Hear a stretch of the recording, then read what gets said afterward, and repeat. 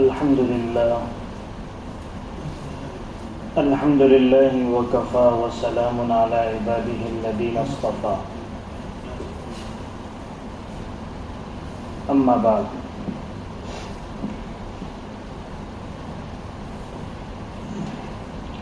حضور اکرم صلی اللہ علیہ وسلم نے ارشاد فرمایا کہ 4 نعمتیں ایسی ہیں اگر وہ کسی کو حاصل ہو جائیں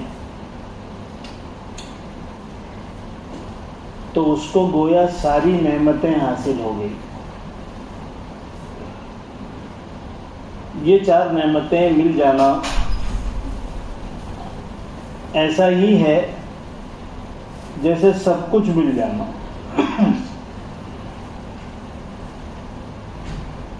ان 4 نعمتوں میں پہلی نعمت ہے بدن صابر، صبر کرنے والا جسم۔ اللہ تبارک و تعالیٰ نے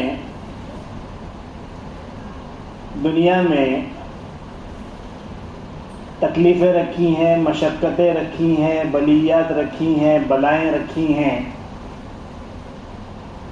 انسان مختلف حالات سے گزرتا ہے، اور حقیقت یہ ہے کہ راحتوں کے مقابلے میں تکلیفیں دنیا میں زیادہ ہیں۔ راحتوں کا جو سامنا آدمی کرتا ہے اس کے مقابلے میں بلائیں اس کے ساتھ زیادہ لگی ہوئی ہوتی ہیں۔ چنانچہ حدیث پاک میں آتا ہے، بعض روایتوں سے پتہ چلتا ہے کہ جب آدم علیہ السلام کے جسم کے لیے اللہ تبارک و تعالیٰ نے خمیر بنایا، مٹی سے اس کا جب مادہ تیار کیا تو 39 مرتبہ اس پر غم نازل کیا، 40 کم 1 39، اس پر غموں کی بارش ہوئی، اور 1 مرتبہ اس کے اوپر راحت ڈالی گئی۔ اس سے پتہ چلتا ہے کہ آدمی کو مشقتوں سے زیادہ سامنا کرنا پڑے گا، تکلیفوں سے زیادہ گزرنا پڑے گا، تبھی اس کے خمیر کے اندر غموں کی بارش زیادہ ہوئی ہے۔ اب اگر کسی کے پاس صبر کرنے والا جسم ہے تو وہ اتنے سارے حالات کے باوجود صبر کا دامن نہیں چھوڑے گا تو انشاءاللہ کامیاب ہو جائے گا، اور جو ہتھیار ڈال دے گا، صبر نہیں کر پائے گا تو وہ ناکام ہو جائے گا۔ اسی وجہ سے حضور اکرم صلی اللہ علیہ وسلم کی تعلیمات میں ہمیں مشقت اٹھانے، تکلیف اٹھانے، محنت کرنے کی ترغیب اور تعلیم ملتی ہے۔ آرام دہ زندگی کو، بے محنت، بے مشقت زندگی کو حضور اکرم صلی اللہ علیہ وسلم نے پسند نہیں فرمایا۔ بھیک مانگنا آسان ہے؟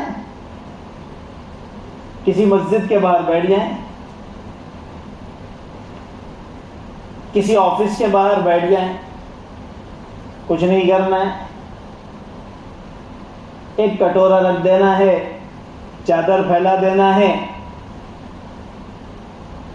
اور بھیک مل جاتی ہے، ضرورت پوری ہو جاتی ہے۔ بلکہ اتنی ضرورت پوری ہو رہی ہے کہ اس وقت بھیک مانگنا مستقل ایک پیشہ بن گیا ہے۔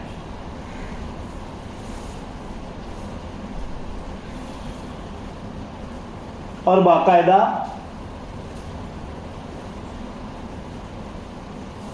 ایک دھندا بن گیا ہے کہ کئی بڑے بڑے قسم کے لوگ یہ بزنس چلاتے ہیں اور اس کے لیے بڑے بڑے جرائم تک کرتے ہیں. رپورٹس بتاتی ہیں کہ یہ بہت سارے جو بیچارے چھوٹے چھوٹے بچے، عورتیں، بوڑھے، ہاتھ کٹے ہوئے، پیر کٹے ہوئے، بد شکل، بھیک مانگتے ہوئے مختلف چوراہوں پر، مختلف ایریوں میں آپ کو ملیں گے. در حقیقت یہ ایک گیم کے تحت کام کروائے جاتے ہیں. باقاعدہ ان بچوں کا اغوا کیا جاتا ہے، ان کے ہاتھ پیر کاٹے جاتے ہیں اور زندگی بھر کے لیے ان کو معذور بنا دیا جاتا ہے اور بھیک کے کام پہ لگایا جاتا ہے. یہ لعنتیں ہمارے ملکوں میں زیادہ ہیں. ہندوستان میں، پاکستان میں، بنگلہ دیش میں اور اس طرح کے ممالک میں. دنیا کے دوسرے ملکوں میں یہ چیزیں نہ کے برابر ہیں، کم ہیں. اور یہ ریکٹ اتنے بڑھ چکے ہیں کہ اب یہاں سے باقاعدہ بھکاری ایکسپورٹ ہوتے ہیں حج اور عمرہ کے موقعوں پر. مشاہدہ کرنے کا موقع ملا کہ آپ حرم کے گیٹ سے باہر نکلیں تو باہر راستے تک قطار لگی رہتی ہے بھکاریوں کی. آپ ان کو پکڑ کر پوچھیں تو آپ کو اپنے ملک کی اطراف کے ہی ملیں گے. تو حضور اکرم صلی اللہ علیہ وسلم نے اس طرح سے کاہلی اور سستی اور آرام دہ زندگی کو پسند نہیں فرمایا. آپ صلی اللہ علیہ وسلم کی خود کی مشقت آپ دیکھیں. دن بھر نبوت ملنے کے بعد دن بھر کبھی کھانا ہے کبھی نہیں ہے، اللہ کے دین کی دعوت اور اس کی محنت میں پسینہ نکال رہے ہیں، تھک رہے ہیں. اور پھر اللہ تعالیٰ کی طرف سے حکم آتا ہے فَإِذَا فَرَغْتَ فَانْصَبْ. دن کی محنتوں کے بعد جب تھک جاؤ اور پھر جب فارغ ہو جاؤ تو ہمارے سامنے عبادت کے لیے کھڑے ہو جاؤ. پھر راتوں کو اپنے آپ کو تھکا رہے ہیں. اس آیت کے نازل ہونے کے بعد آپ نے اپنی مشقتیں اور عبادتیں اتنی بڑھا دی کہ روایتوں میں آتا ہے کہ آپ سوکھ کر کانٹے جیسے ہو گئے. یہی نتیجہ تھا کہ حضرات صحابہ بھی خوب مشقتیں اٹھایا کرتے تھے، دنیاوی اعتبار سے بھی اور اخروی اعتبار سے بھی. ہر صحابی آپ کو شہ سوار ملے گا، ہر صحابی آپ کو تیر انداز ملے گا. صحابہ دوڑ کی ریس لگایا کرتے تھے، صحابہ گھوڑ سوار تھے، صحابہ میں کشتیاں ہوا کرتی تھی. حضرت علی رضی اللہ تعالی عنہ تو خاص طور پر بڑے بہادر اور بڑے ماہر تھے. جنگلوں سے لکڑیاں کاٹ کے لانا اور اسی طریقے سے دوسرے دنیاوی محنتیں کرنا یہ حضرات صحابہ کا معمول تھا. اسی وجہ سے اللہ تبارک و تعالیٰ نے ان کو ایسی جسمانی قوت عطا فرمائی تھی کہ بہت تھوڑی تعداد میں ہوا کرتے تھے لیکن بڑی بڑی تعداد دشمن کی اس پر فتح پا جاتے. بعض غزوات ایسے آئے جس میں کھانے پینے کی چیزیں ختم ہو گئی تو پورا پورا دن جنگوں میں ایک ایک کھجور کھا کر انہوں نے مقابلہ کیا ہے. تو یہ جو قوت تھی ان کے اندر، اس میں شبہ نہیں ہے کہ روحانیت ان کی بہت اونچے درجے کی تھی، لیکن جسمانی محنت بھی تھی، جسمانی مشقتیں بھی تھی. آدمی اگر اس کا عادی نہ ہو تو اس کا کھڑا رہ پانا مشکل ہو جائے گا. عام طور پر حضرات صحابہ کوئی بہت بڑے موٹے موٹے جسم والے نہیں تھے. صحابہ کی عام جسمانی جو حالت تھی وہ بالکل درمیانی قسم کی تھی. پتلے دبلے ہوا کرتے تھے، لیکن جسم کے اندر مشقت برداشت کرنے کی طاقت ہونے کی وجہ سے اور روحانیت ہونے کی وجہ سے ہفتوں ہفتوں مہینوں مہینوں دشمنوں کے مقابلے میں کھڑا ہونا ان کے لیے آسان تھا. آج کے جیسی غذائیں تو تھی نہیں. تو حضور اکرم صلی اللہ علیہ وسلم نے فرمایا کہ جس شخص کو ان 4 نعمتوں میں سے پہلی نعمت صبر کرنے والا بدن مل جائے، کہ جو مشقتوں کو برداشت کر جائے، جو حالات کے اندر اپنے آپ کو قابو میں رکھے، یہ سب سے بڑی نعمت دیا گیا ہے، یہ سب سے بڑا خوش نصیب ہے.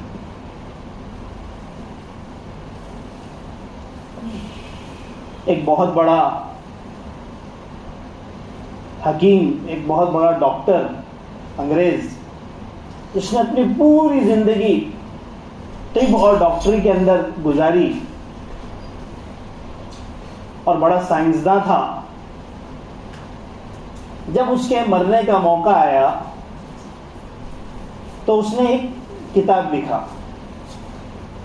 اور لوگوں سے کہا، اس کے چاہنے والوں سے کہا کہ میں اپنے پیچھے یہ کتاب چھوڑ کر جا رہا ہوں، جب میں مر جاؤں تب تم اس کتاب کو پڑھنا. اس میں میری پوری زندگی کی محنت کا خلاصہ ہے، میری پوری ڈاکٹری کا خلاصہ ہے. لوگوں میں تجسس تھا کہ بھائی انہوں نے آخر کیا چیز لکھی ہے اور کتنے کام کی چیز ہوگی. مر گیا، لوگوں نے اس کی کتاب اٹھایا. اب جب کتاب کا پہلا صفحہ کھولا تو خالی ہے، دوسرا صفحہ کھولا تو خالی ہے. اتنی ضخیم اور موٹی کتاب، صفحہ پلٹتے رہے اور ہر صفحہ خالی. اب سب پریشان کہ بھائی اس نے لکھا کیا ہے، کہیں ایسا تو نہیں کہ یہ سیاہی اڑ گئی. اب صفحہ پلٹتے جا رہے ہیں، کتاب ختم ہونے کے قریب ہوتے جا رہی ہے، یہاں تک کہ جب سارے صفحے پلٹ دیے تو آخر صفحے پر کچھ لکھا ہوا تھا. اور وہ کیا لکھا ہوا تھا؟ اس کے پوری ڈاکٹری، اس کے پورے طب، اس کی پوری حکمت اور اس کی پوری تحقیقات کا خلاصہ یہ لکھا تھا کہ انسان کو چاہیے کہ وہ اپنا پیر گرم رکھے اور اپنے سر کو ٹھنڈا رکھے. پورے طب کا خلاصہ کیا ہے؟ پوری حکمت اور ڈاکٹری کا خلاصہ کیا ہے؟ کہ وہ اپنے پیروں کو گرم رکھے اور اپنے سر کو ٹھنڈا رکھے. یعنی اس کا جسم مشقت برداشت کرنے والا ہو. اس کی وجہ سے اس کی پوری باڈی صحت مند رہے گی. آپ اچھے سے اچھی غذا کھائیں، آپ اچھے سے اچھے ڈاکٹر سے رجوع ہوں اور اچھی اچھی دوائیں کھائیں، لیکن جسم میں مشقت اٹھانے کی صفت نہیں ہے، بیٹھے رہنا ہے. گھر میں بیٹھے ہیں، لفٹ میں اتر کر گاڑی میں بیٹھے ہیں، گاڑی کے بعد آفس میں بیٹھے ہیں، آفس کے بعد ہوٹل میں بیٹھے ہیں، ہوٹل کے بعد دوستوں میں بیٹھے ہیں، جہاں دیکھو تو بیٹھے ہیں. جسم جو ہو گیا ہے وہ بے قابو ہو گیا ہے. جسم میں کچھ بھی نہیں ہے، بیماری کا پتلا ہے.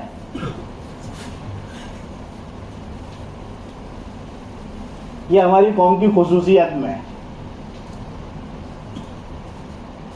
ناکارہ قومیں جب ہو جاتی ہے تو وہ اس طرح کی ہوتی. حضور اکرم صلی اللہ علیہ وسلم نے اپنی امت کو کارآمد بنایا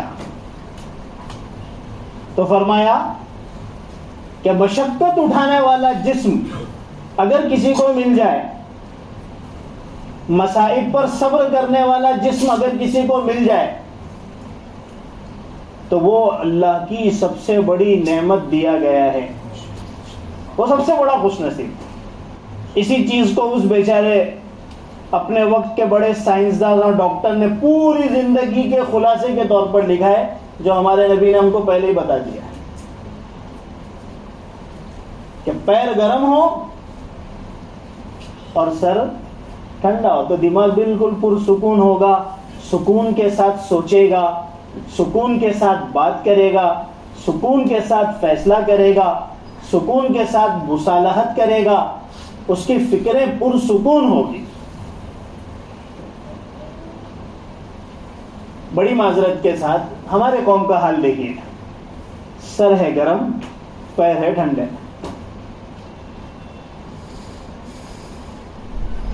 ان کی فکریں گرم، ان کی گفتگو گرم، ان کے فیصلے گرم، ہر وقت پارا 100 کے اوپر چڑھا ہوا رہتا۔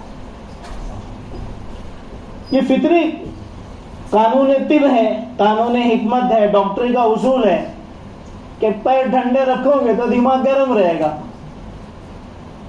لوگ اس کا دوش دیتے ہیں گوشت کھانے پر کہ یہ گوشت کھاتے ہیں نا اس وجہ سے ان کا دماغ، نہیں، ہم سے زیادہ گوشت یورپ اور یو ایس وغیرہ ممالک کے اندر کھائے، وہ اس کے بغیر کھاتے ہی نہیں۔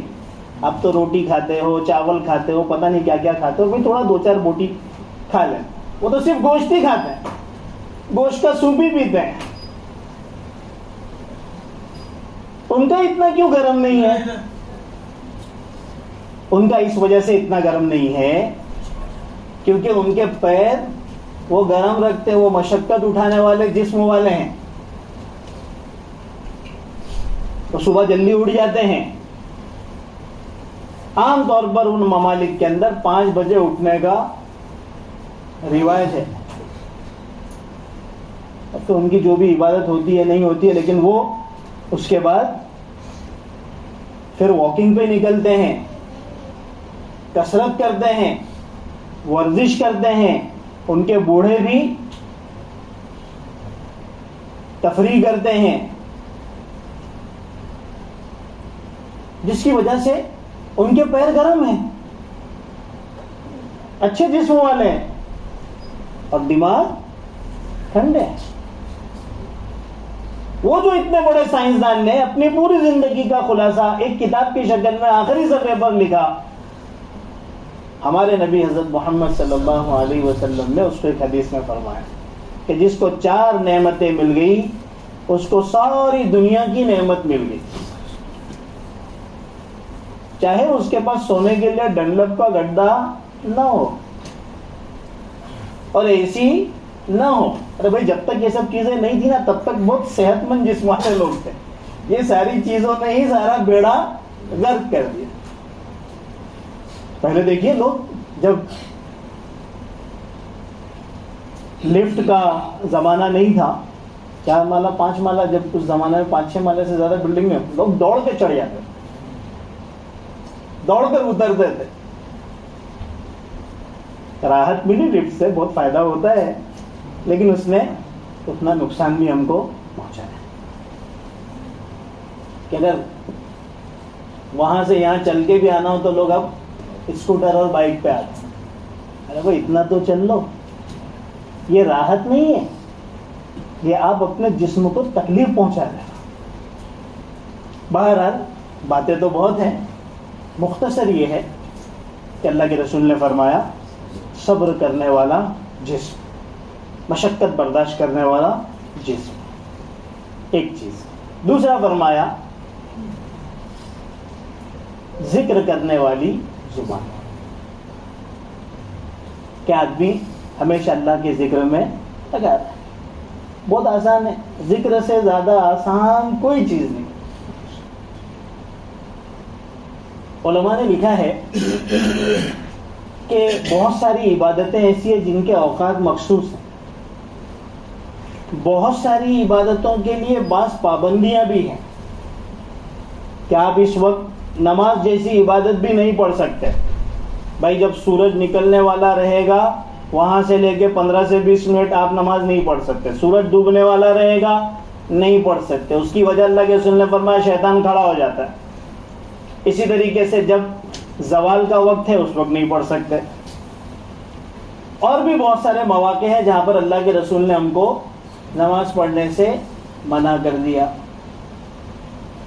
قرآن کریم, اب قرآن کریم بھی بہت ساری جگہوں پر, گندی جگہوں پر, ناپاک جگہوں پر نہیں پڑھ سکتے. گندی حالت میں نہیں پڑھ سکتے. ایک آدمی حالت جنابت میں, احتلام ہو گیا, اس کو نائٹ فال ہو گیا ہے, اب جب تک غسل نہیں کرے گا تب تک وہ قرآن کریم کی تلاوت بھی نہیں کر سکتا, اس کو چھو بھی نہیں سکتا. بہت ساری پابندیاں ہیں.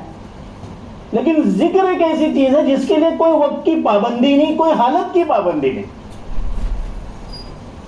یہاں تک کہ علماء نے لکھا ہے کہ بیت الخلا میں ساری ہی چیز منع ہو جاتی ہے, لیکن ذکر ایک ایسی چیز ہے کہ اگر کوئی آدمی اس حالت میں دل میں کرے تو اس کی گنجائش ہو جاتی ہے.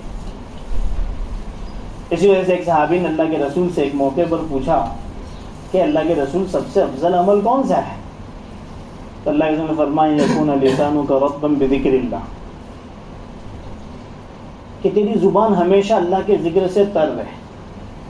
حضرت شاہ ولی اللہ محدث دہلوی رحمۃ اللہ علیہ نے لکھا ہے کہ اللہ کے ذکر کرنے کی وجہ سے انسان کے جسم میں قوت پیدا ہوتی ہے.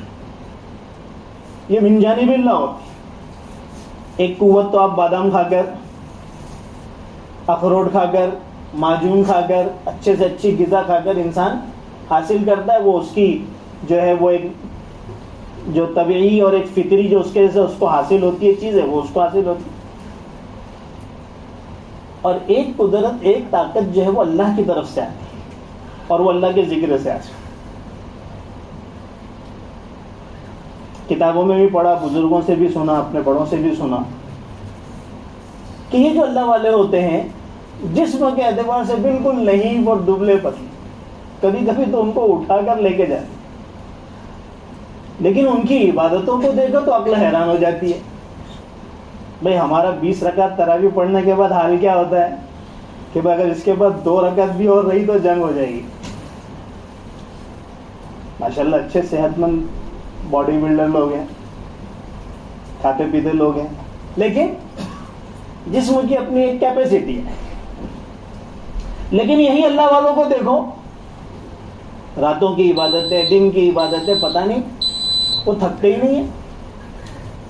مغرب سے لے کے عشاء تک, وہ بھی رمضان کے مہینے میں, اپنی آنکھوں سے دیکھا حال بتا رہا ہوں. اوابین میں کھڑے, کئی پارے کھڑے کھڑے سن رہے ہیں. پھر تراویح ہے اور وہ بھی 3-3 ساڑھے 3 پارے کی تراویح, اور وہ بھی پڑھانے والے قاری حضرات.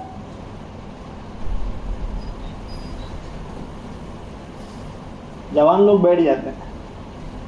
ہم نے اپنی آنکھوں سے بعضوں کو چکراتے ہوئے گرتے ہوئے دیکھا, چکراتے نہیں ہو سکتا. تو یہ جو قوت آتی ہے یہ اللہ کے ذکر کی وجہ سے آتی ہے. اللہ تعالیٰ نور پیدا کرتے ہیں, اس نور کی وجہ سے انسان بہت سارے مصائب کو اپنے سے دور کر دیتا ہے. تو جس کو اللہ تبارک و تعالیٰ اپنے ذکر کی توفیق دے دیں کہ وہ ذکر کرتا رہے, موقع بموقع اللہ کا نام لیتا رہے. اور ذکر کا ایک اور مفہوم بھی ہے, الا بذکر اللہ تطمئن القلوب, کہ اللہ کے ذکر سے دلوں کو اطمینان حاصل ہوتا ہے. ایک تو یہ ہے کہ ذکر کرے, سبحان اللہ, الحمدللہ, لا الہ الا اللہ, اور بہت سارے جو اذکار ہیں وہ کریں. ظاہر سی بات ہے کہ اس سے ہمارے دلوں کو اطمینان حاصل ہوگا. اور ایک اس کا وسیع مفہوم یہ بھی ہے کہ ہماری زندگی اللہ تبارک و تعالیٰ کے احکام کے مطابق چلے. جب ہماری زندگی اللہ تعالیٰ کی اطاعت پر چلے گی, احکام کے مطابق چلے گی, تو اطمینان رہتا ہے, سکون رہتا ہے. چاہے جیب میں کچھ بھی نہ ہو, لیکن اللہ تعالیٰ کے اوپر اعتماد اور توکل ایسا رہتا ہے کہ دل کو بالکل اطمینان حاصل ہوتا ہے. تو دوسری چیز اللہ کے رسول نے فرمائی ذکر کرنے والی زبان. تیسری چیز فرمائی شکر کرنے والا دل. قلب شاکر, شکر کرنے والا دل. شکر کا تعلق اصل میں دل ہی سے ہے. اس کا اظہار جو ہے وہ انسان کے ظاہری اعمال, ظاہری کاموں سے ہوتا ہے. اور شکر کی حقیقت کیا ہے؟ شکر کی حقیقت یہ ہے کہ اللہ تعالیٰ نے جو نعمتیں دی ہیں آدمی اس کی قدردانی کرے، آدمی اس کی کیا کرے؟ قدردانی. یہی اصل شکر ہے. جیسے مثال کے طور پر آپ کو اللہ تبارک و تعالیٰ نے کھانے کی نعمت دے دی، پینے کی نعمت دے دی، رہنے کے لیے دیا، پہننے کے لیے دیا، اولاد دی، بیوی دی، اور بہت ساری نعمتوں سے آپ کو جو ہے نوازا ہے. اب آپ اس کی قدردانی کرتے ہیں، آپ اس کی قدردانی کرتے. کھانا کھانے کے بعد آپ کہتے ہیں الحمدللہ. یہ بھی اللہ تعالیٰ کا نعمت کا کیا ہے؟ شکر ہے. اس کا صحیح استعمال کرتے ہیں، اس کو فضول لوٹاتے نہیں، اس کو ضائع نہیں کر دیتے، اس کو پھینکتے نہیں. جیسے کہ اب ماحول بنتا جا رہا ہے تو یہ اللہ تعالیٰ کی نعمتوں کی ناشکری ہوگی. اور اگر وہ ان ساری چیزوں کو قدردانی کے ساتھ چلاتا ہے، ان چیزوں کی حفاظت کرتا ہے، پیسے ہیں تو اس کو صحیح طریقے سے سوچ سمجھ کر استعمال کرتا ہے، تو یہ اس کی نعمت کی کیا ہے؟ شکر گزاری ہے. یہ ہے شکر. اللہ تبارک تعالیٰ جس کو ان نعمتوں سے نواز دے وہ بڑا ہی خوش نصیب ہے. چوتھی چیز جو اللہ کے رسول نے فرمایا وہ فرمایا ہے کہ نیک اور صالح بیوی جس کو مل جائے وہ بہت خوش نصیب ہے. کیا وہ بیوی جو ہے وہ پاک دامن ہو، نیک اور صالح ہو، شوہر کی فرما بردار ہو. اللہ کے رسول فرماتا ہے کہ اس کو تو سمجھو دنیا کے اندر ہی جنت مل گئی. اور اگر یہ چیز نہیں ہے، وہ پاک دامن نہیں ہے، وہ نیک نہیں ہے، اور اس کے اندر بہت ساری دوسری خرابیاں ہیں، ناشکری ہے، تو پھر سمجھے کہ بیچاری کی زندگی ہی برباد ہے. لیکن ایسی ناشکری بیویوں کے ذریعے سے بھی انسان آخرت کے اندر بڑے درجات حاصل کر سکتا ہے. کوئی ضروری نہیں کہ اس طرح کی بیوی ہو تو اس کو طلاق دے کے باہر ہی کر دو، یہ ضروری نہیں. بہت سارے بزرگوں نے جو اونچے اونچے درجات حاصل کیے وہ انہی نافرمان بیویوں کے ذریعے حاصل کیے. صبر تو کرنا پڑے گا، اور صبر ان اللہ مع الصابرین، صبر کرنے والوں کے ساتھ تو اللہ کا ساتھ ہوتا ہے. اور صابرین کے تو بہت اونچے اونچے درجات بیان کیے. ہمارے بزرگ میں ایک بزرگ تھے حضرت مرزا مظہر جانے جانا رحمۃ اللہ علیہ، بہت بڑے اپنے وقت کے ولی. لیکن اللہ تبارک و تعالیٰ نے ان کو جو بیوی عطا کی تھی وہ بالکل ان کے مزاج کے برعکس. یہ جتنے بڑے اللہ کے ولی تھے وہ اتنی زیادہ ان کی نافرمان، اور ہمیشہ جھگڑا کرتے رہنا اور برا بھلا کہنا، اور حضرت کے شان میں جو ہے گستاخیاں کرنا، یہ اس کی اپنی ایک عادت تھی. مریدوں نے اور چاہنے والوں نے کہا بھی کہ حضرت معاملہ صاف کر دیجئے، کب تک برداشت کریں؟ تو حضرت نے فرمایا کہ بھئی جو کچھ تھوڑا بہت اللہ نے مجھے دیا ہے وہ اسی کی وجہ سے ہے کہ اس کی حرکتوں پر میں صبر کرتا ہوں، تو اللہ تبارک و تعالیٰ اس صبر کی وجہ سے میری گاڑی چلا رہا ہے. انہی کے واقعات میں لکھا ہے، جو بہت مشہور واقعہ آپ نے بارہا سنا بھی ہوگا، کہ ایک مرتبہ ایک کوئی بزرگ جو ہے وہ ہوا پر اڑتے ہوئے جا رہے تھے، تو ان کی بیوی نے گھر کے صحن میں سے ان کو دیکھ لیا، تو کہا کہ دیکھو یہ ہوتے بزرگ. ارے بھائی لوگ آج کل کرتب چاہتے ہیں نا، کرتب، لوگ جو ہے وہ کرشمے چاہتے ہیں. حضرت مولانا نور عالم خلیل امینی صاحب نے لکھا ہے کہ آج کے لوگوں کا مزاج ہے کہ وہ کرتب باز علماء کو پسند کرتے ہیں. تھوڑا سا چلم چلی کرے، اٹھے بیٹھے حرکت کرے، یہاں سے وہاں چلے، ادھر ادھر کے قصے بیان کرے، تو لوگ اس کو بہت بڑا سمجھتے ہیں. اور جو واقعی علم والے ہیں، واقعی صلاح اور تقوی والے ہیں، جو بیچارے خاموش مزاج، ان کو کوئی پوچھنے والا بھی نہیں ہے. دنیا میں یہی چل رہا ہے. بہرحال تو بیوی نے جب دیکھا تو کہا کہ دیکھو یہ ہیں اللہ کے ولی، یہ ہیں بزرگ. حضرت اپنے وقت پہ تشریف لائے تو آئی اور کہا کہ تم اپنے آپ کو اللہ کے ولی جو ہے وہ بتاتے ہو اور سب میں ڈھونگ رچتے ہو، آج میں نے دیکھا ہے اللہ کے ولی کو. تو کہا کہ کہاں دیکھا، کیا دیکھا؟ بولے میں نے اپنی آنکھوں سے دیکھا کہ وہ ہوا میں اڑ کے جا رہے ہیں. اسے کہتے ہیں اللہ کا ولی. اللہ تعالیٰ اللہ کے نیک بندوں کو کچھ کرامتیں اور کچھ اس طرح کی قوتیں دیتے ہیں. تو حضرت نے فرمایا کہ ارے بھائی وہ میں ہی تھا، وہ جو اڑ کے جا رہا تھا وہ بندہ میں ہی تھا. اب تو کم سے کم میرے کو برا بھلا تو مت کہیں. تو اچھا آپ تھے، اسی وجہ سے ٹیڑھے ٹیڑھے اڑ کے جا رہے ہیں. تو یہ جو ہے کچھ عورتیں ایسی بھی ہوتی ہیں. اللہ تعالیٰ سب کو جو ہے نیک صالح بیوی عطا فرمائے. تو اللہ کے رسول نے چوتھی چیز فرمائی کہ جس کو نیک اور صالح بیوی مل جائے وہ دنیا کے خوش نصیب لوگوں میں. تو 4 چیزیں آپ نے فرمائی. ایک ہے بدن صابر، صبر کرنے والا، مشقت اٹھانے والا جسم. دوسرا زبان ذاکر، ذکر کرنے والی زبان. آسان ہے، چلتے پھرتے اٹھتے بیٹھتے جتنا ہو سکے انسان ذکر کر لے. اور تیسری چیز جو ہے وہ شکر کرنے والی، شکر کرنے والا دل کہ انسان کو جو نعمتیں ملی ہیں اس کا جو ہے وہ شکر کرے. اور چوتھی چیز جو ہے وہ نیک اور صالح بیوی. اللہ تبارک و تعالیٰ جو نعمتیں ملی ان کی قدردانی کی توفیق نصیب فرمائے. السلام علیکم.